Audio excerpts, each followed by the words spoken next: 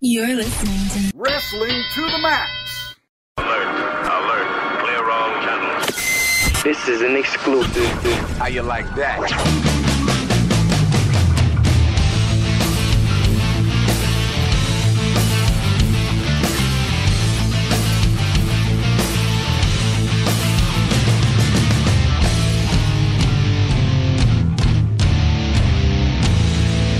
And your host, Gary Vaughn, Sean Garmer, and Paul Leeser. King of Sport. New Japan Pro Wrestling.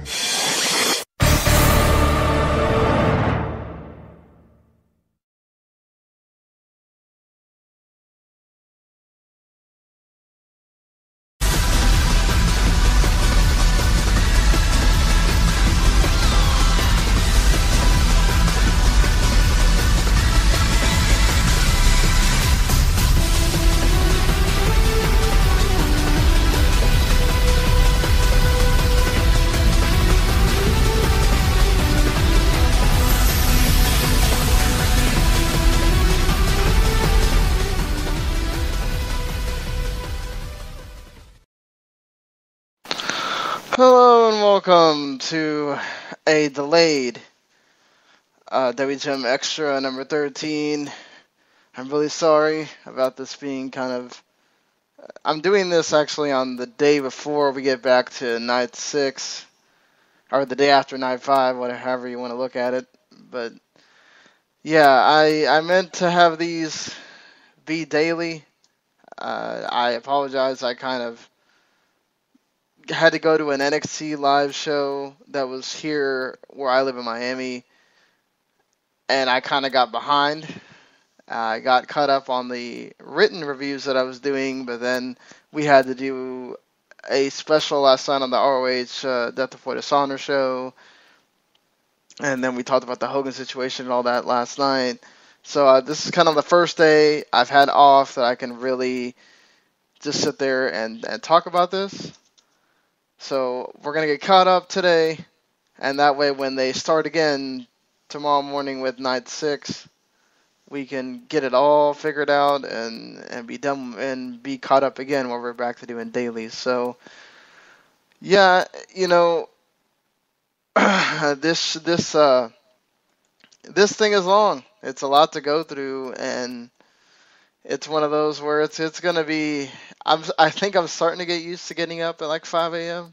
Don't quote me on that, but yeah. So that being said, lots of different shows that we have between these 3 nights.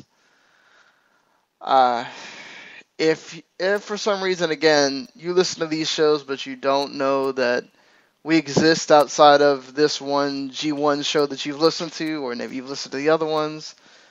This is a podcast that covers pretty much all of American wrestling that's on TV, and we do the New Japan stuff because it's something we all have learned to love, and we have, New Japan World, so we can cover this every time they have a big event. We cover their big show every month, and then I'm covering the G1 here. And then we also, do ROH, TNA, all the WWE stuff, NXT, all that. So, like I said, we did a show last night where I got to talk about me going to that NXT Live Event, where we reviewed the ROH Death Before Dishonor 13. We talked about the Hogan stuff. I talked a little bit about the G1 stuff, but I didn't get to go into the full cards and everything. I won't be talking about the undercards on this show because, honestly, some of this stuff is, not to mention that it's really old by now, it doesn't matter when we're talking about the tournament itself. And number 3, I don't remember a lot of the matches by now. I mean, I've rewatched some of these tournament matches to kind of help me along with doing this. You got to remember, I do this on myself. I don't have my 2 buddies, my 2 co-hosts with me to kind of bounce off of. So I'm having to do a lot of this from memory, having to use my written reviews to kind of help me out. But yeah, so if you're looking for the undercard stuff, I apologize. I'll get back to that with night 6 when it's more fresh in the mind, and I can talk about that undercard stuff. But for me to remember a freaking tag match that happened 3 or 4 days ago. Right now, it's a lot to process and to try to remember. So let's get into the action. I guess night 3 was in Kyoto, inside the Kyoto City Budokan Center. If you remember me talking about night 2 being the first single cam show, they went back to the multicam, but this one also didn't have commentary. It's just kind of cool, actually, and kind of different that each night has felt different as far as the way that they've done the production. Now, I understand it has to do with the way they've done the TV and everything, and sometimes they have to be on Samurai TV or TVSI or whatever. And that's totally fine, but it's weird. You'd think that they would have done the whole production for all of them. But like I said, they also have to try to save themselves money. So, the first G1 match I'm going to talk about here, Kota Ibushi fought Doc Gallows. It was sort of just Gallows beating up Ibushi for a lot of the match. Ibushi got to do his big Pele kick out of the corner. He hit his big springboard moonsault to the outside on Gallows. Gallows looked good doing a one-man magic killer. He did a jackhammer as well. It kind of almost looked like Ibushi slipped doing the reverse Rana that he tried to counter Gallows when he was trying to do the Gallows pole. But they kind of were able to fix it up, and then Ibushi won with a roll-up. And there you go. Ibushi got his first 2 points there. It really wasn't much of anything. I wouldn't recommend, the first 2 matches I'm talking about here, it's totally skippable. You don't really need to go back and watch these. It was fine. It was nothing, whatever. Speaking of something that was kind of just okay, it wasn't really a big deal. The one bad thing that sucks here is that, well, it depends on how you look at it. A lot of people don't like Fale. I'm not a big fan of Fale either because they've had him gain a lot of weight, and he just hasn't been the same since then. He's kind of a lot more immobile now. So it's really just one of these where it's really trying, but he can't move very much. So it's kind of awkward sometimes watching guys wrestle him. Makabe's not a small guy, so it was fine watching him, do some of his stuff. He did a Death Valley driver. Fale got to kind of the knee drop, knocked him into the post, and almost did the grenade or the Samoan spike, whichever way you want to look at it. Makabe kind of blocked it. Makabe did hit a impressive looking bad luck fall for the win. This was not much of anything. It really was kind of slow and plodded along. But we're going to have to eventually get a never title shot from Bad Luck Fale because he beat Makabe here. I think I talked about this during the first episode, but again, I'm not expecting everybody to go back and listen to every single episode of these that I'm doing. If you beat one of the champions in this match, if you beat Makabe, Togi Makabe, if you beat Hiroki Goto, or if you beat Kazuchika Okada, you get a title shot for that title. So Makabe was defeated here, so that means we're going to get, because you again, like I said, you have a lot of time between August when this thing ends, all the way to January of next year when you get Wrestle Kingdom. So you have lots of times here to do, basically you're setting up the rest of your year, which is actually pretty smart if you think about it. If you think about how many other promotions could really, if they had tournaments like this, how they could benefit from, you're setting up the rest of your year by how many losses these champions take in these matches. And the way things have been going for Carl Anderson, you could definitely see, well, Carl Anderson already won, but the way things have been going for Goto and even Makabe, who this isn't his first loss he's going to get in this tournament, definitely see some never matches and some Intercontinental title matches already setting up for both of these guys. It's going to be interesting to see who's going to wind up beating Okada. We know Nakamura is probably going to, unless something I'll talk about later prevents him from doing that. But it's going to be interesting to see how many of those B-Block guys, if any, aside from Nakamura, wind up beating Okada, because he's going to have title matches set up with whoever he loses to. So, moving along from those first two matches that were kind of there, we finally get a really good match here, and it's surprisingly Toru Yano is in this match with AJ Styles. These two had a G1 match last year. It was pretty good. One again here from AJ. They have really good chemistry. The fact that, there's a lot of people that do not like Toru Yano and his antics, and the fact that he pretty much has a routine that he does. He starts every match with the whole break thing, and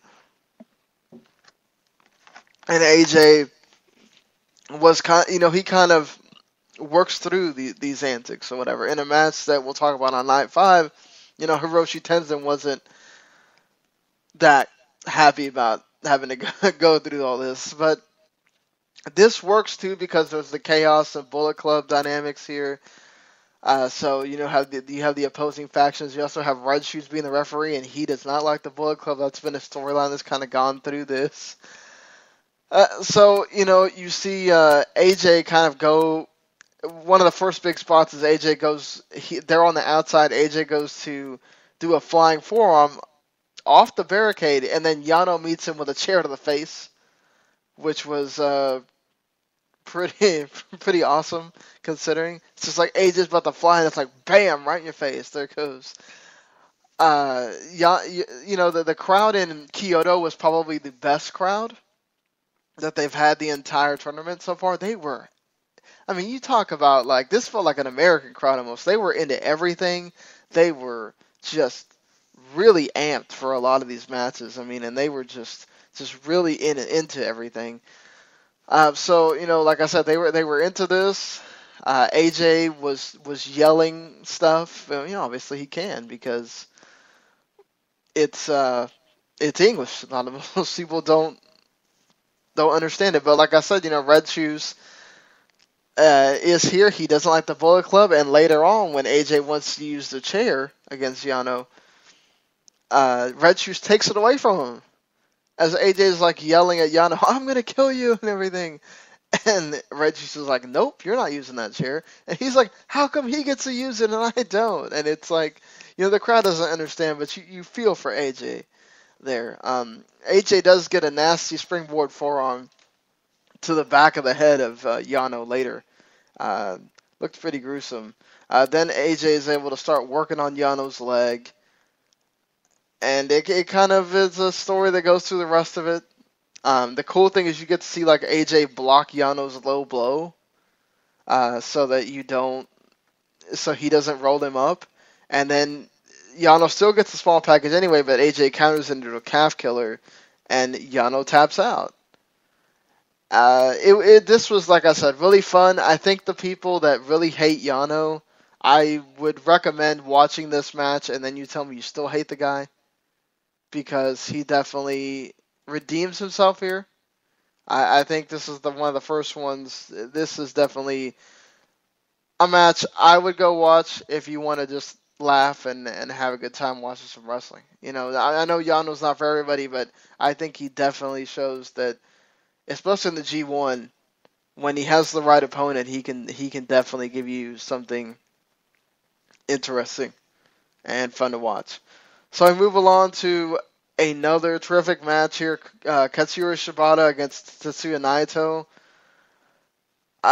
This is great because, like I had mentioned before, the tag match that had happened, the previous night was, you had Shibata just get really pissed at Naito, and this continues here as Shibata's just in this mood of, I do not want to mess around and wait on you. I don't feel like just dealing with your crap, Naito. So Naito just sits there and takes a while to get in the ring and all this stuff. So Shibata turns Naito's skull mask and kicks him on the side of the head. It's just nasty to start things out. Naito eventually takes off the mask. Then he goes out to the ring apron and tries to take off his jacket and everything. And Shibata's like, dude, you're taking too long. So he runs and freaking knees Naito all the way into the barricade. Shibata's definitely not wanting to play around here. Eventually, Naito gets him back. They get to the outside, and Naito wraps his Shibata's leg around the barricade. And, I do like, this is the cool thing about these tournament matches, and if it's done right, like we see with Tanahashi and all that later, when an opponent works on a body part, because these tournament matches, a lot of times you don't have a lot of rest. Sorry, I have to drink some stuff here. Shibata had his leg worked on by AJ in his first match, so you have Naito doing the same thing, and he's having to sell it because, wrapping your leg around the barricade and then having Naito go from the apron to the barricade and drop kick the leg. The sound the barricade makes is really nasty, and not to mention Naito freaking hits his head on the floor as well doing it. He just went all out to make sure that Shibata had to feel the pain there. Naito also got a figure 4 on Shibata because Shibata had done one on him earlier. It's just the thing is too, Naito he had sort of studied Shibata. He was cutting Shibata off before Shibata could really get going, any momentum or anything like that. Naito was just not only adding in his heel stuff, but it was really bothering the crowd that he was just stifling Shibata at every turn. They were really into this, really into Shibata, so it all worked. I don't think I've seen a lot of people counter Naito's swing corner drop kick. Shibata was able to get up and double stomp Naito while he was trying to do it, which was pretty awesome. He did eventually get to hit his basement drop kick, and then he got pissed and removed his bandage, and the crowd went absolutely nuts. We had a cool closing stretch with the slaps from both guys, just slapping the crap out of each other. Shibata, I forgot exactly how he was able to do it, but he put Naito in a sleeper, which is his setup. He gets Naito down, and a penalty kick, and just great match. I really enjoyed it. One of these I think you should definitely see because, again, it's that slow moving with Naito's character. This is where you get to see Naito have the full... He has changed his attire now. He has black tights, knee pads, and boots, and it says Naito el Ingobernable instead of just saying Naito or whatever. It just cool stuff here from both of them. And then we end the night with Hiroshi Tanahashi against the hometown boy Hiroshi Tenzan. I don't know if Tanahashi is going to get an NWA World Title match. Don't know that Tanahashi cares about that so much, but maybe he will. Who knows? Either way, the crowd was immensely around Tenzan. You could tell Tanahashi was kind of getting upset that Tenzan was getting more cheers than him, but he went with it, and he worked the heel roll here. He didn't bother with just trying to play up to the crowd more than this one. So one time in the match, Tenzan hit some Mongolians and Death Valley Driver. Mongolians are kind of Tenzan's thing at this point. You know how it is. Tanahashi would kind of gain an advantage. He got a guillotine on the apron, and then he also turned a sleeper hold into a dragon sleeper that looked really awesome. He kind of held that in for a little while.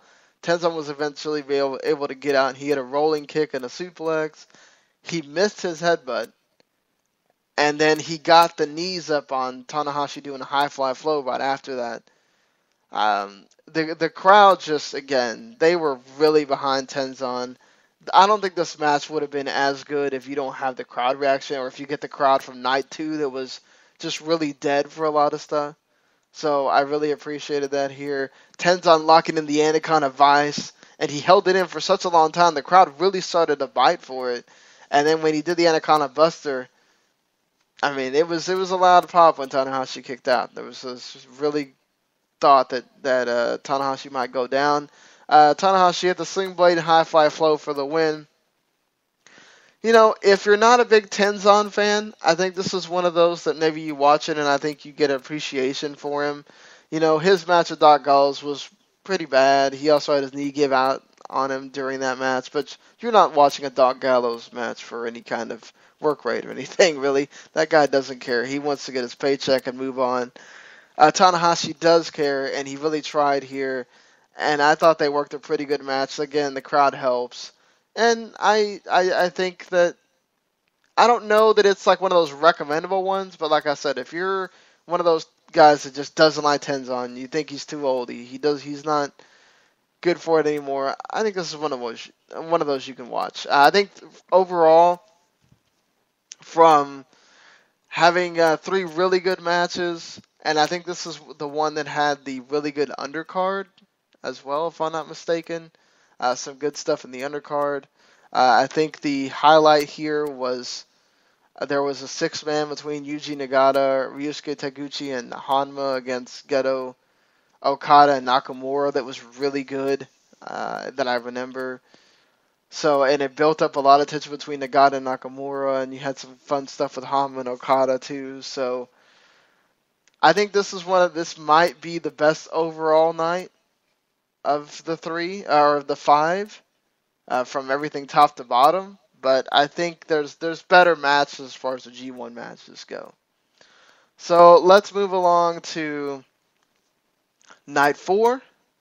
And like I forgot to say, if you really want to read my written reviews, which kind of give you a little bit more information and kind of give you my thoughts on the show overall and stuff like that at the end, go to Last Word on Sports / Pro Wrestling, or just go to Last Word on Sports, go to their sports area, click the Pro Wrestling tab, and you'll see them all there. They won't be in a row because there's other pro wrestling stuff that gets posted on that, obviously, but you can find them there. So on night 4, we're in Kagawa inside the Takamatsu City Gymnasium. We're back to a 1-cam show. A dark arena as well. You only see the entrance. The entrance lights aren't bright like in night 2, but you get just the ring pretty much lit up. You don't get a lot of the outside area lit up. So when they go to the outside, it's kind of hard to see. But the camera is put in a much better position where it sees everything. It's not in this weird angle where, you know, it was really hard to see when they went to the outside or whatever. So you don't lose any kind of. They do kind of. It does get harder to see from a light perspective, but they don't go out of focus or anything like that. And you also get the projector being in the middle of the floor, which is funny. When they make their entrance, you'll just see this projector that they have to walk around and whatever. So, getting to the G1 matches here. Tomohiro Ishii against Yujiro Takahashi. This was better than the Yujiro match from, was it night 2 with Goto? We didn't have as long of a stretch where Yujiro's trying to get, just totally dominate Goto. So, sorry. Ishii kind of made it a more back and forth type match. He kind of carried Yujiro to a much more respectable match here. Ishii kicked out of the Tokyo Pimps as well. You know, it's still not something I think you should go out of your way to see. Yujiro's still really boring on offense, and he even pulls out some tricks with a low blow and stuff. And Cody Hall's around, he gets involved too. And Ishii just wins with that seated clothesline, sliding clothesline, and the brainbuster. The brainbuster looked pretty nasty though, but still, just really not a whole lot there. Then we do get Satoshi Kojima and Michael Elgin. This was really fun. Again, built around Elgin, just making sure he looks strong. He got to add in his over-the-rope splash into it, which got a nice reaction from the crowd here.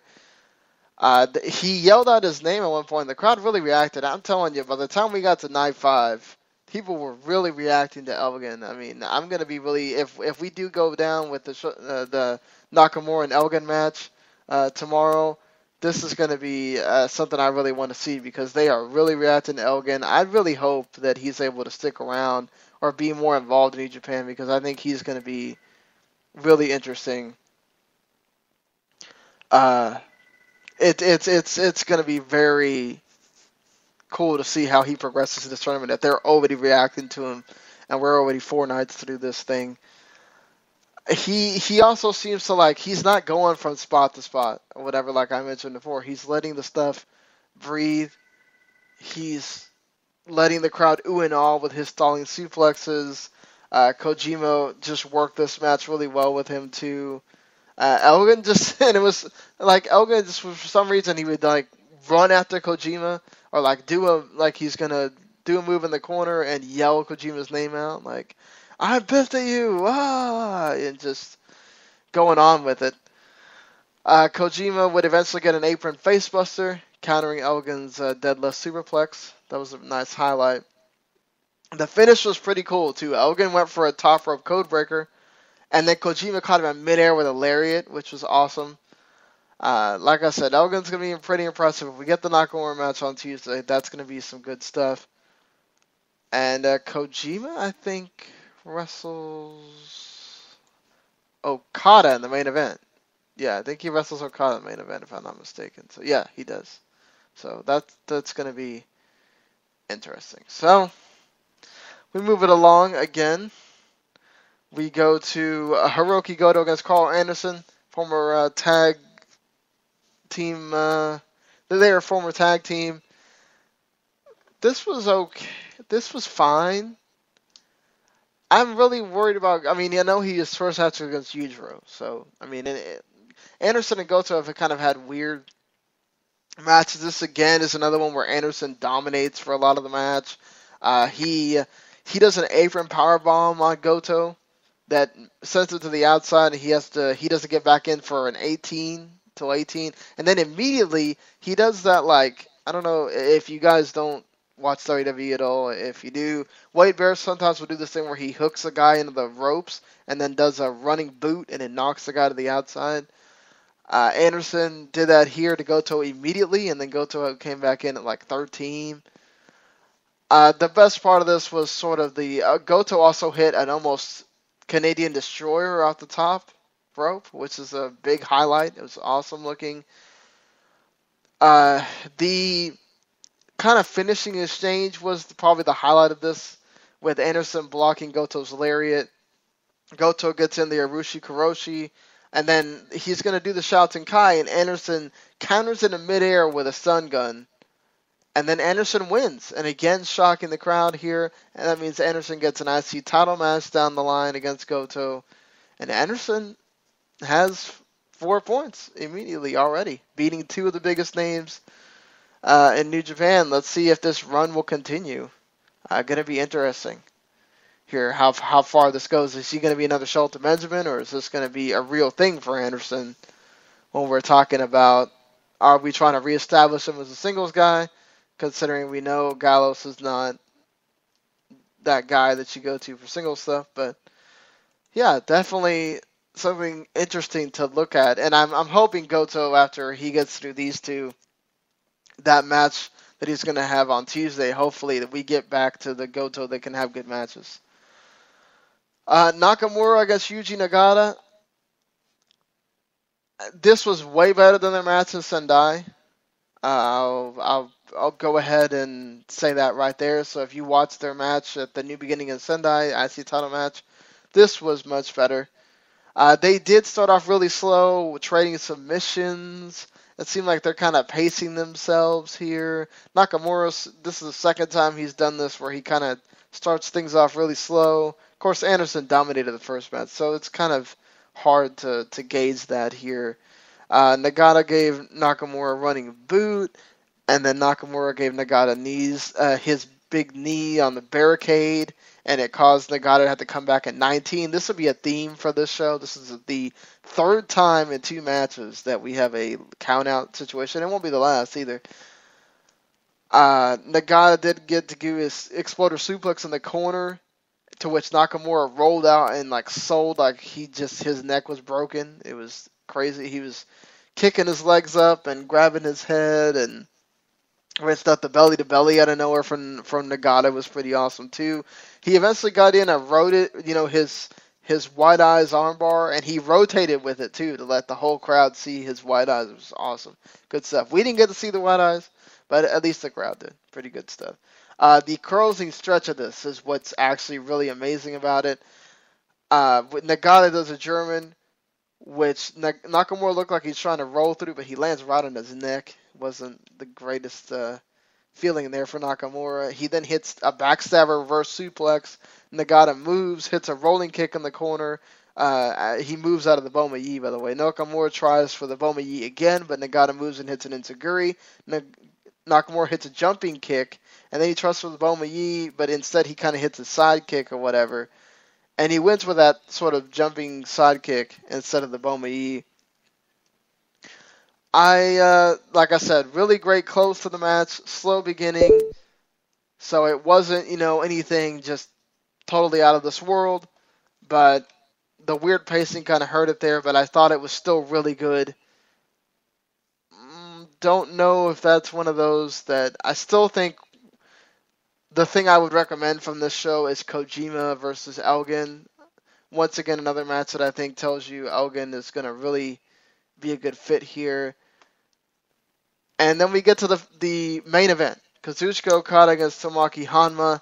This was great. If you love Honma, this match goes right into it. If you're one of those that, well, we know Honma's going to lose, so how can I get into this match? No matter what they do, I'm not going to get into it, and who cares, and whatever. But, I just think people are just completely, once again,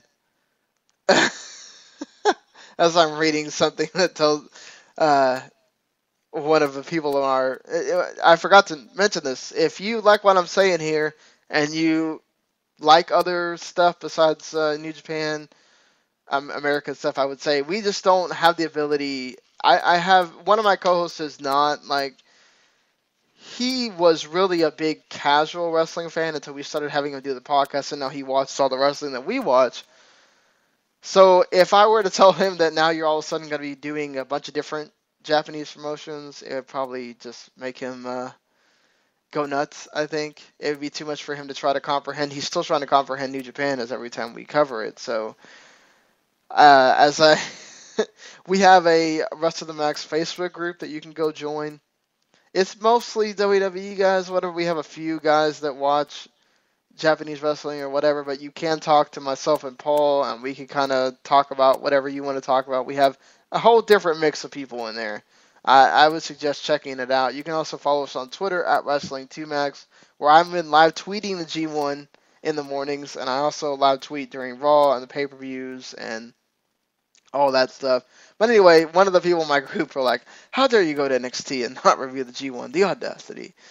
But, yeah. Anyway, getting back to this. Sorry if I just went off on a dumb tangent. But, yeah, so the point of this was that Honma was trying to work on the neck to both help the Rainmaker, and it kind of helps nullify the Kokeshi as well, because if he can't get strength in his head to do the Kokeshi, it's, Okada made Honma suffer at the beginning here with a Hangman's DDT off the barricade. Honma didn't come back in until the count of 18, which again, I said this is the fourth time someone's used this on the show. Okada worked this really great. He didn't try to appeal to the crowd at all. He knew the crowd was going to be pro Honma, and they were. The crowd wasn't as crazy as the Kyoto crowd, but they were pretty good here, especially during this match. They really woke up for this match. They were into Honma. This made Honma look like $1 million because he just got to soak up all the crowd. Honma counted the tombstone about 3 different times. One of them with he countered with a Rock Kokeshi, which the crowd really started buying into the whole. This is it for Honma. He's going to get it. There was a Fire Thunder driver spot from Honma, which the crowd really popped for. This was his one moment where, oh my gosh, he really might get this.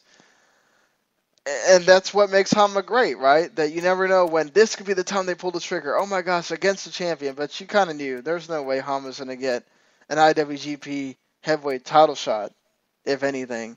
Okada wins it smartly with the German suplex.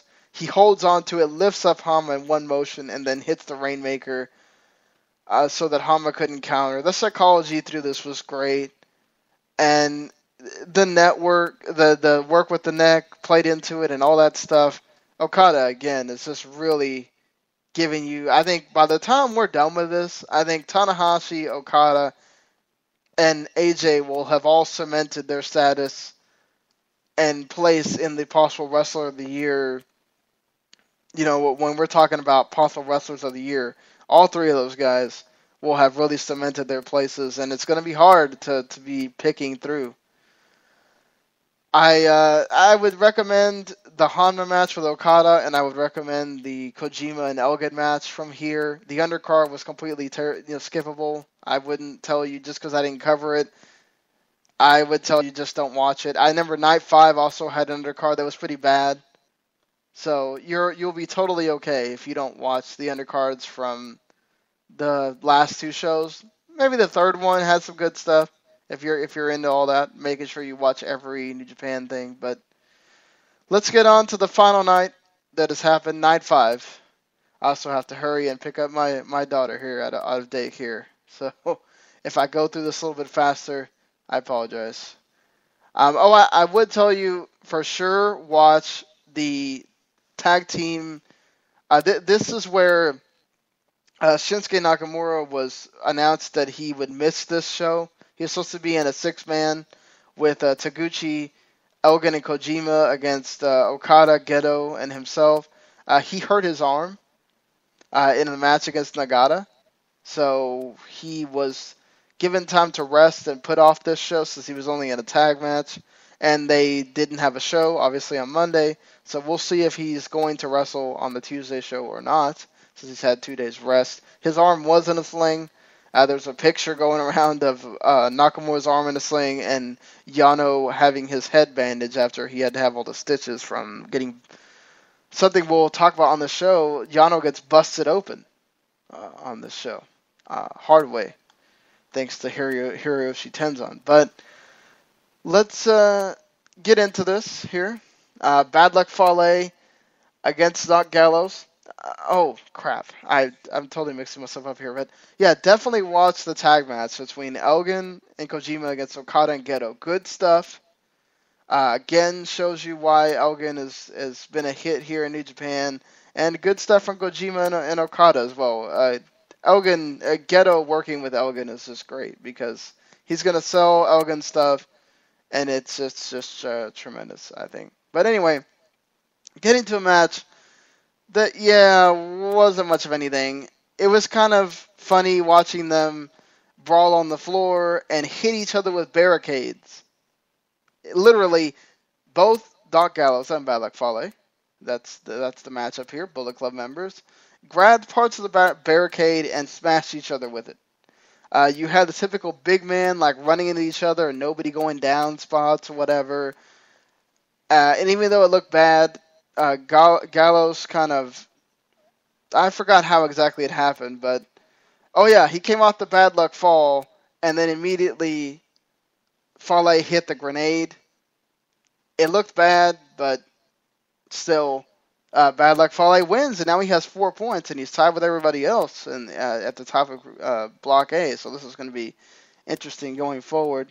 Speaking of interesting, Toru Yano would get his first win here in Block A as he had this really funny spot at the beginning where he had a spray bottle, and he didn't have a spray bottle, it was a bottle he turned into a sprayer. And he sprayed it into Tenzan's face. It was great. Great way to start the beginning. But Tenzan was just having none of Yano just trying to roll him up and do all this. So Yano got him back. Yano had his chair out there, so Tenzan tried to hit Yano with the chair instead of letting Yano even use it. It was some funny stuff. Yano also taped Tenzan's arm onto the barricade, which made me laugh pretty hard. Just we have a weird finish with I forgot exactly how it was that Yano won. I think it was just he won. I don't know, but Yano wound up winning. The big highlight here is that Tenzan went for his headbutt, and he literally hit Yano head on head. Yano is busted open. He's got crimson mask, buckets bleeding. Tenzan's got a gash. It did not look pretty at all. Just did not look pretty. Yano wins with he grabs the ref as like Tenzan has him. He does the mule kick and he gets him into a backslide that Tenzan tries to get out of, but he can't. And Yano picks up the win. But man, the memory that's going to be here with you is Yano's crimson mask, which the guy already kind of looks goofy. I mean, there's people that have told me that Yano haunts them in their sleep. Think about Yano with a crimson mask. That's really haunting. So we move on to Togi Makabe against Katsura Shibata. This was fun, and this just the slugfest that you think you're going to get. You get it here. Shibata just they take turns knocking each other to the floor. Makabe lariats the crap out of Shibata to the floor. Then Shibata runs and gives Makabe a boot, knocking him to the floor as well. Shibata also works on Makabe's knee early with the figure four, since he has some knee problems. He doesn't work on the knee that much after this, but it would, I guess, tie into the whole, maybe it makes it to where Makabe can't fight out that well because of the whole his knee is hurting when he does the sleeper, when he tries to get in the sleeper hold. This was just, like I said, total slugfest. They traded elbows. Makabe hit lariats. Shibata hit running boots. There was a really cool face wash spot by Shibata in the corner, which was countered with a lariat from Makabe. And then Shibata did get his basement dropkick later. There was dueling chants for both of these guys. I thought the crowd picked up a lot better in this match, as we get the full production from New Japan here with the multicams and the dub music and all that stuff, even though there was audio problems. Some really bad audio problems during the undercard. There's a point where the producer is talking over the announcers. Like, he's saying, do you hear me? 1, 2, 1, 2, hear me? 1, 2. And you get also, like, just loud sound issues where it could have busted your ears. You also get the dub music coming in and out, and then they just don't play the music because for some reason the dub music just wasn't working. So they eventually, at some point, it caused them to, they did not get to put this up immediately. They had to wait until much later in the day to put up the G1 matches by themselves. And then I think it wasn't until really late in the night that they put up the undercard stuff. So, which once again, the undercard, except for that one match that I already mentioned, really wasn't anything you need to go out of your way to see. We do get Shibata countering a Death Valley driver into the sleeper hold. And then he gets the penalty kick. Shibata wins. And like I mentioned, Shibata will get a never open weight title match out of this as well at some point before we get to Wrestle Kingdom. This was pretty good. If you have time, go watch this, but I think you're really going to want to save your time for the last two matches on the show, which are both awesome for different reasons. So we have the rematch from Invasion Attack, AJ Styles against Kota Ibushi. Lord, this was amazing. Masterclass. Just wonderful from both guys. AJ is really in a different class of wrestling at this point. Like, he is just so good. His pacing, the way he does the moves, the reason he does the moves, he doesn't waste time. Everything he does is spot on. This is after Tanahashi and Ibushi, this is the next epic match in this tournament. We get they are kind of trading holds at the beginning. Eventually, our first big move is AJ. Somehow I forgot how Ibushi went up on the apron, but AJ countered it with he counters the float over and he pushes Ibushi on the outside into the ring apron, and then he does a guillotine center that sends Ibushi to the outside. Then they go outside, and AJ does a Uranagi to the barricade, which, Lord, I'm sure that did not feel good for Ibushi right there. Ibushi was also able to counter what looked like was going to be a tombstone on the apron into a Rana, and then he went for a springboard moonsault. There was another time here during the ending where AJ kind of hits an inverted tombstone. I think somebody called it a Gonzo bomb. I don't know exactly what it's totally called, but it was really cool to see. Styles tried to hit the Styles Clash multiple times, and then it led into Ibushi kind of countering that, and that's why he had to do the inverted whatchamacallit, because it was some really great stuff here. The ending sequence is wonderful. You get Ibushi putting his knees up for the springboard 450. You get dueling Pele kicks. Styles tries to go up top for a Super Styles Clash on Ibushi, but Ibushi countered it with a Rana, hit a powerbomb, then goes up top for the Phoenix Splash. And it was great because this is the move that Styles countered in Invasion Attack. He countered a Phoenix Splash into the Styles Clash, and it was great. It was a great visual. But this is a great statement win for Ibushi. He beats him with the move that Styles countered. But I'm telling you right now, if you don't have New Japan World, this is well worth the $850 by itself. It was tremendous. Might be the best match of this tournament so far. I think I kind of like Tanahashi Ibushi more, but this is right up there with it. Go watch this match. If there's a match you need to see, go watch this match. It is tremendous. Great stuff. So the main event was Tetsuya Naito, as you heard me play his music in the intro there, against Hiroshi Tanahashi. This is the statement, the arrival of Naito's heel character by the time we get to the end of this. Because Naito also gets to cut a promo at the end because he beats Tanahashi here. So, but let me get through some of this. You know, Tanahashi and Naito slap each other from the start. This is going to be, you can already have this feeling this is going to be great. The great part of this, too, was that they knew the kind of match that we had between AJ and Kota Ibushi. They didn't try to replicate it. They didn't try to just have counters and all this stuff. It was more methodical. But it was Naito really getting to show his heel stuff.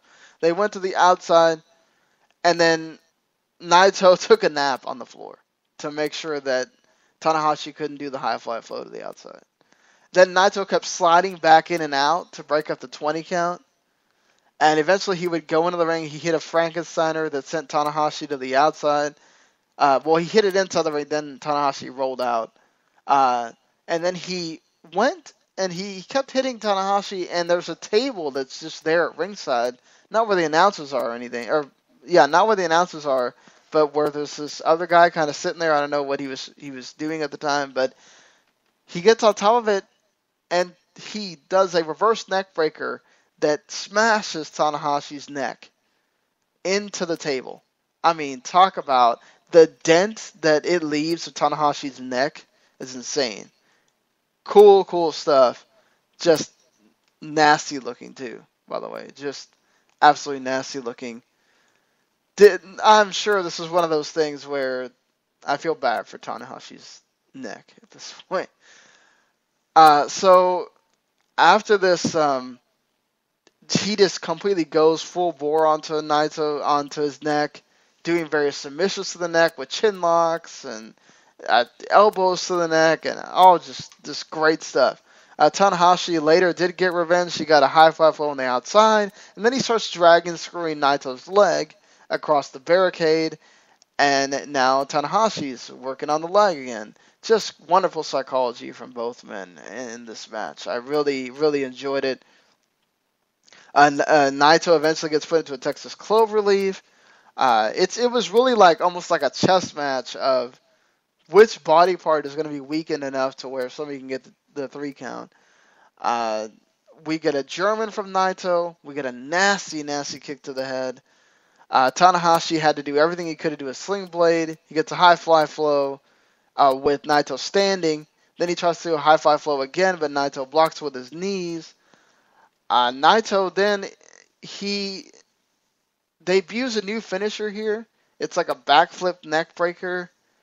a sort of almost like a sliced bread number 2. It's definitely something cool. It's a new finisher, and now that Tanahashi's taking it, the crowd's gonna go with it, because if Tanahashi went down this move, you can bet other people are gonna go down to this move as well. And then Naito does a promo afterwards. He says, "I am no longer NJPW. I'm no longer face and heel. I am ingobernables." And that's just great. It's awesome. I really enjoyed the fact that we get the arrival of Naito's heel character here. This is going to be something that you can definitely point back to when Naito's heel character is really taken off past this point.